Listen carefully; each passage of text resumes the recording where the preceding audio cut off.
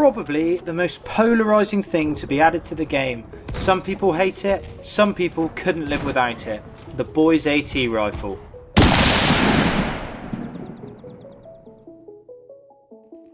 What's up everyone, I'm Average Owl, making average content for the average viewer, and today I want to start a new video series on my channel, After the Hype, where I take a look at weapons that have been added to the game and see where they sit in the current meta after release. So, as always, if you like this content, please give it a like, and if you're new around here then please consider subscribing, it would make my day. Today, I want to look at the boys AT rifle and see if it really is as powerful as people say. Before I start the video, a small disclaimer. The footage in the background is from a couple games I played with the gun, and although I tried to play more aggressive, every time I tried, I ended up dying quicker than a batch of fucking sea monkeys. Please don't air this, okay? Please don't air this. You won't air this, right? Oh, no, we definitely air it. We always air it, no matter what we air it. That's how we do it, my friend. So, the footage I have is a bit more passive than my usual playstyle. Couple that with the fact that I'm not exactly the best sniper, and it makes for some extremely average clips. But hey, that's the name of the channel. What did you expect? So, on with the video. The boys AT rifle. It seems like I have been shot by this weapon more times than any other weapon in the game since its release a couple months ago. And to be fair, I can kind of see why people are crying that it's too overpowered. I mean, it's a one-shot kill on people up to 100 meters.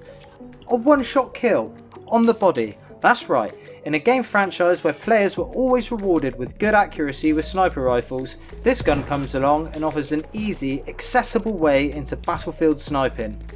But I want to try and see it from another perspective. Is the boys AT rifle too powerful, or does it have a place in this game? Let's talk about it. Let's start by looking at the statistics of this weapon. So, the obvious, the damage models. The damage models start at 100 being the max damage on a single player and 72 being the minimum, with the effective range for max damage being 100 meters. This is what people are having a problem with because it's what makes it a one-shot kill. However, there are some other very important factors at play, one of which being the bullet velocity. The boys AT rifle has a bullet velocity of 400 meters per second. That is incredibly slow. And what this means is that trying to hit a moving target at any distance is going to be harder than trying to pull in a nightclub whilst holding your Warhammer collection. And that's extremely hard, believe me. This can be improved to 460 meters per second with specializations, but to be honest, this is still a massive hindrance.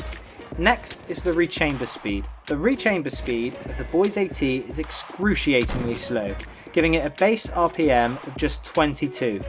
In 1 minute, this gun can only shoot 22 bullets. To be honest, that's not much faster than a fucking tank. And on top of this, there is only a max ammo capacity of 5, plus 1 in the chamber, with a base reload time of 5 seconds from an empty mag. Altogether, that makes this gun slower than a stoned Joey Essex. For my American friends who don't get that reference, please don't bother looking it up. It's not worth your time, I promise. Just from these few statistics, it's quite easy to see that the boys AT rifle is far from a sensible option. But this isn't where the cons end. As I'm sure most of you know, the boys AT rifle needs to have a bipod deployed to even be able to aim down sights. This means that the slow bullet speed makes this gun pretty difficult to use from longer ranges, and the lack of ADS makes it hard to use up close and personal. Now, there is a small caveat to this. This rifle does have above average hipfire accuracy, meaning that it's very possible to no scope and run around like you're in phase. But this isn't really as prevalent as people would like to make out, and is far from consistent, meaning that if you do miss that first shot, you're going down faster than a broken elevator. Another thing to mention is that when this weapon came out, there was little to no scope glint on the shorter range sights. This meant that players, who had to go prone anyway to use the gun, could take full advantage of the poor visibility in the game and pick people off whilst hiding in plain sight. This has since been patched out, and now all sights have scope glint, making it easier to spot people using this gun. So after all of this, why is it that this gun seems so overpowered? Well, like I said, the main reason I think is because it's so popular. But why is that? If it's got all these flaws, why do people use it so much? And I must say, I did find it quite fun. I can't quite put my finger on it, but it's just so satisfying to use. The sound of it firing and getting that one shot kill means it's super satisfying.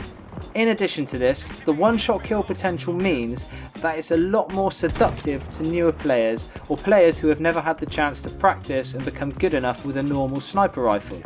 So the main reason that it seems so overpowered, in my opinion, is because more people use it than any other rifle. The fact of the matter is, it is a very powerful weapon, but to actually use it well and in a way that benefits the whole team requires a hell of a lot of situational awareness and map knowledge. So although any Tom, Dick and Harry can pick it up and get a few kills and feel like they're some sort of dead-eyed dick, it takes someone with quite a bit of skill to use it effectively.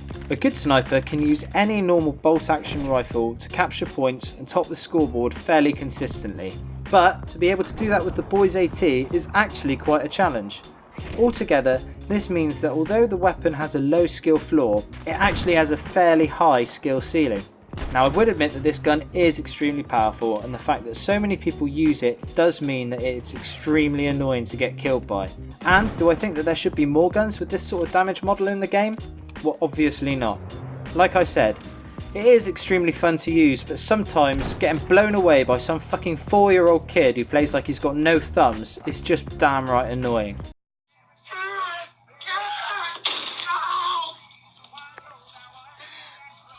I do think that maybe this gun would be suited to a power-up weapon, similar to the tank Gewehr in Battlefield 1. But anyway, it's in the game and we might as well try and enjoy it. There's enough to worry about in Battlefield 5 at the moment without moaning about a weapon they actually did add. So, there we go. My opinion on the Boys AT rifle after the hype has died down. I hope you enjoyed this video. I didn't want to make it a super serious review of the weapon with loads of heavy facts, as this has already been done and in a much better way than I could. I just wanted to make a video about how this weapon sits in the current meta a few months after its release.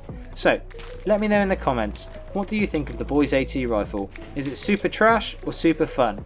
And if you like this content and want to see more, please consider subscribing. I've just got 50 subscribers in 1 week and my aim is to get 100 in the first month, so if you can help in any way, that would be awesome. Also, I'd just like to take a minute to thank everyone who's supported me so far. You know who you are and you're fucking amazing. Anyway, that's it for today.